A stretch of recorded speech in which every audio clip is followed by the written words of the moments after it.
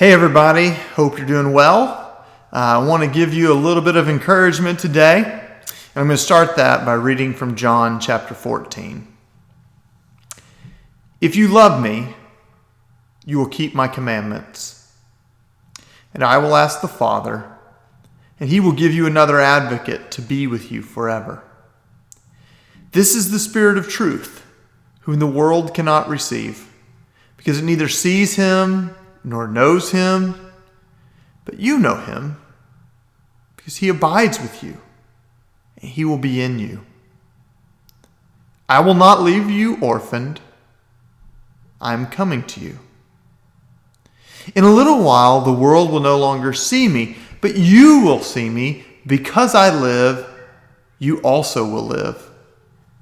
On that day, you will know that I am in my Father, and you are in me, and I in you.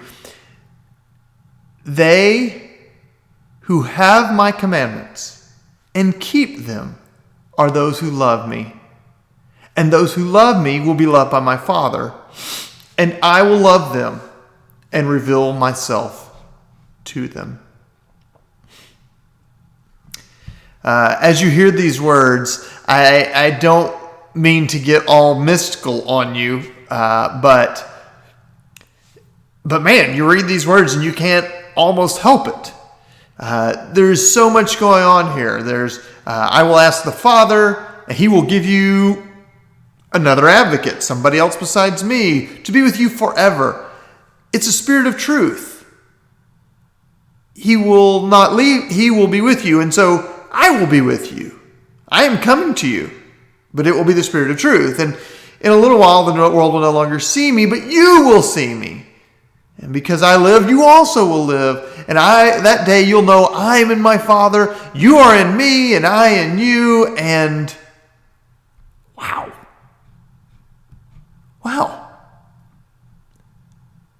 This is the kind of stuff that people have now been contemplating.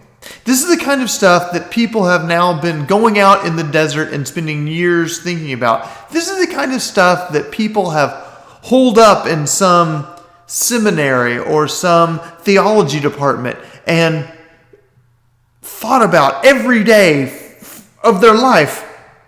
And they've been doing this for like 2,000 years, and still nobody understands it. Really. We like to pretend that we do.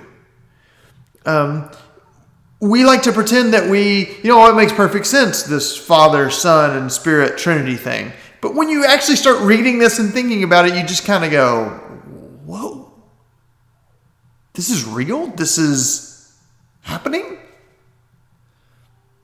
I mean, if I'm being honest, I took classes. We're a bunch of extremely smart people, and then me, sat around and we would read books about this stuff. And we would think about this stuff. And we'd be led in discussions by professors who had also read and sometimes written books about this stuff. And we'd talk about it. And we would think about it. And this person would say something that would help me. And that person would say something that would help me. And it all started to sound good. And it started to make sense. And then someone would say one little question and it would pop my balloon. Oh, I don't get this. Oh, yeah, what about that? Oh, what about that? Oh, we'd read another book and I'm flying in a totally different direction. This stuff is not just hard to understand, right? Quantum physics is hard to understand. Calculus is hard to understand, right? This stuff is beyond that. And that's okay. That's okay, because I don't think it's meant to be completely understood. Let me explain what I mean.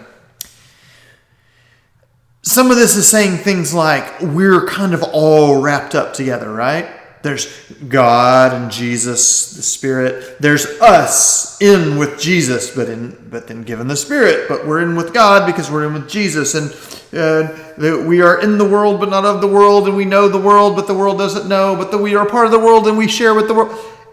It's all wrapped up together. God and us, we and God, Jesus and us. The Spirit is God, but also with us. Got it? No. I don't.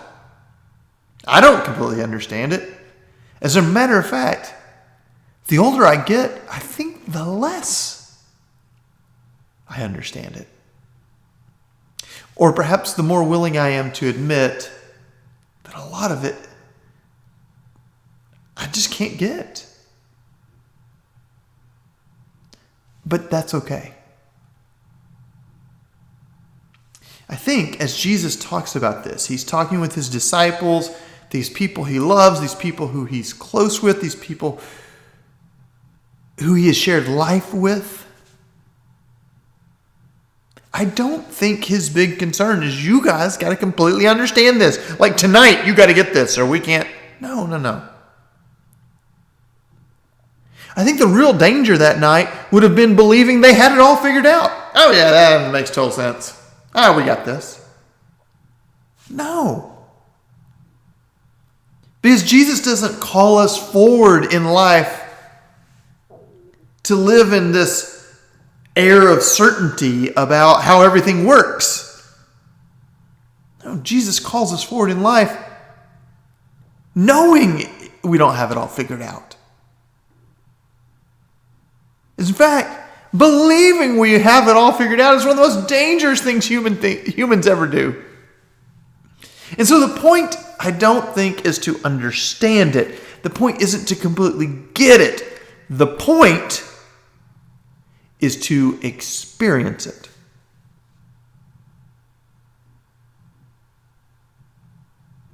To experience it. To feel the oneness. To know that when I look you in the eyes, you are a completely separate entity from me. Completely. You are your own person, your own thing. I have no idea what's truly going on in you. You are completely separate from me, and at the same time, we are inseparable. We are cosmically connected. It is to experience somehow that God is out there, beyond. There is a power at work in the universe that is, I don't understand. And yet, God is in here and in you.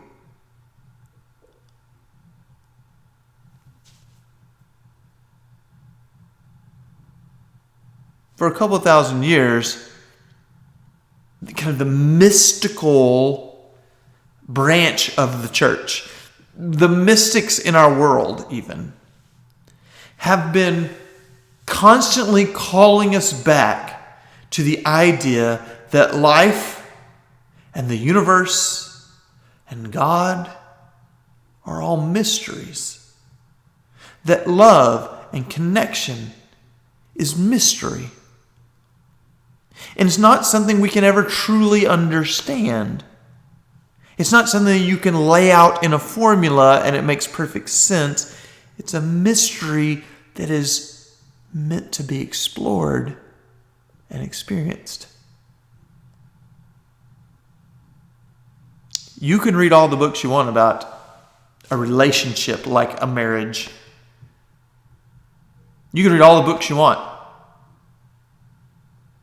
You can read from the best psychologists and the best therapists, and you can read from the best theologians about marriage, and you can read everything the Bible has to say about marriage. You can do all that about marriage.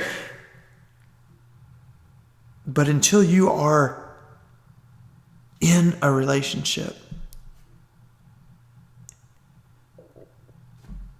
what do you really understand? Relationships are primarily about experience. experiencing each other.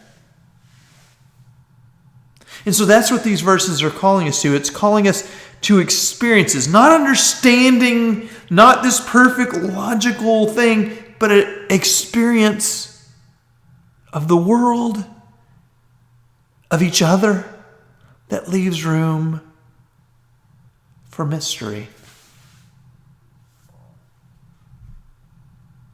Now, maybe you need an example of what it looks like. I want to give you one. But this example is probably not exactly what you are thinking of. It's not about some monk who went and spent 40 years up on a mountain and found enlightenment. It's not about kind of a Pentecostal experience of the Spirit. It's not about the beauty of certain rituals and relics and how they bring us closer to the mysteries of the universe. It's not that. But I think it explores the mystery in the way we really are called to. A few years ago, I watched a video. It was a bunch of old news footage. Now, you've probably seen some of this news footage. I guarantee you've seen a couple of the pictures. The two most famous pictures, one, it's several children against a wall and they're being sprayed by a fire hose. And the other picture is of a young man and a police officer with one hand on the young man's sweater and the other one holding back a dog. They are pictures from the Children's Crusade that took place in Birmingham, Alabama during the Civil Rights Movement. What happened in Birmingham was as the Civil Rights Movement under Martin Luther King and others decided to kind of take a stand in Birmingham, people began to be arrested in droves, including King himself. This is when he wrote his letter from a Birmingham jail. And so all of these adults are being arrested for trying to call for integration, calling for the downtown businesses to actually hire African Americans. They boycotted a lot of these businesses and really hurt the economics there. All these things are going on. And they decide, as all these adults are arrested, that we're going to start sending in children. Now, this was, of course, hotly debated. Is this a good idea? Should we have children involved? But they made the decision. And so lots of kids skipped school and showed up at the local Black Baptist church. And then in groups were sent out to go downtown. And as they would go downtown, they would refuse to leave and they would be arrested. Well, as the city began to realize just too many people are being arrested, we don't even have room for all these people. They decided to use other means to deter the protests. And that's where you see the dogs and the fire hoses. And so you see children, some of them young children. A girl as young as 8 was jailed. You see these young children blasted, sometimes strewn across the street by these fire hoses. You see people yelling and screaming horrific things at them. You see police with attack dogs marching towards them. And typically, when I've seen these videos, when I've watched this, when I've looked at the photographs, my typical thought is, how could anyone do this to children? Right? How could you do this? How could the city government? How could the law enforcement? How could a fireman? How could a fireman stand there and turn on that hose? Like, for me, this is what's so hard. I can't imagine doing this to children. And so where I usually put myself is in that position. How could this happen? How could anyone do this to children? But the mystery we're talking about asks a different question. And the question is this: how could children do this? How could little children do this? March calmly, peacefully, in the face of horrific things being done and said to them? Keep their calm? Respond not with anger? Respond in a peaceful, loving manner? How could that happen?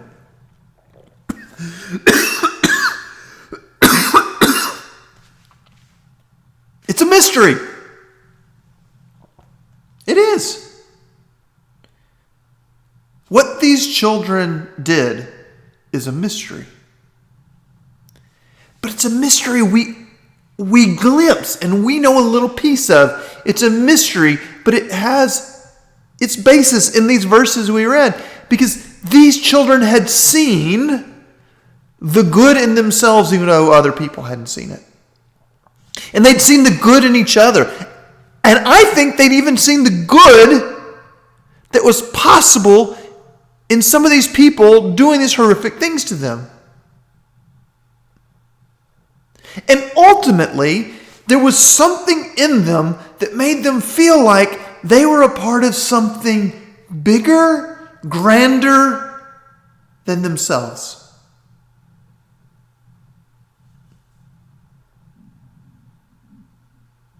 There was a spirit at work in them. A oneness with love, with God, with the universe. And it pours out of them even as they are treated horrifically.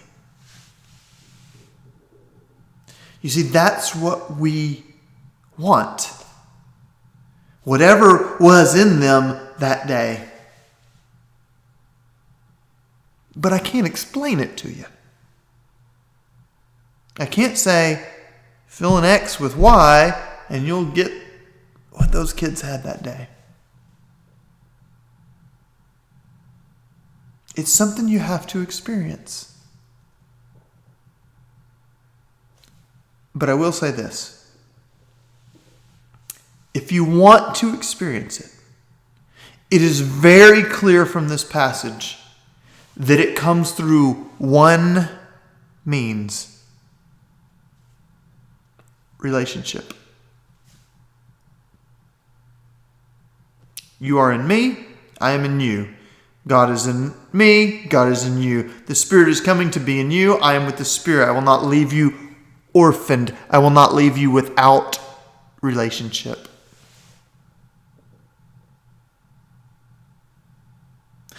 Is there anything we need more right now in this world than to see the oneness of all of us? To experience that I see the good in you, whether you see it in me or not? Is there anything we more need right now than to look around at our neighbors and go,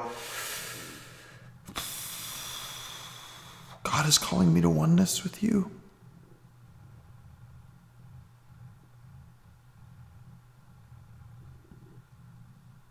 It's a mystery. How do you love somebody? Why do you love somebody? I don't know. I can't explain it. But I felt it. I've experienced it. And in those moments, it's like I understand everything.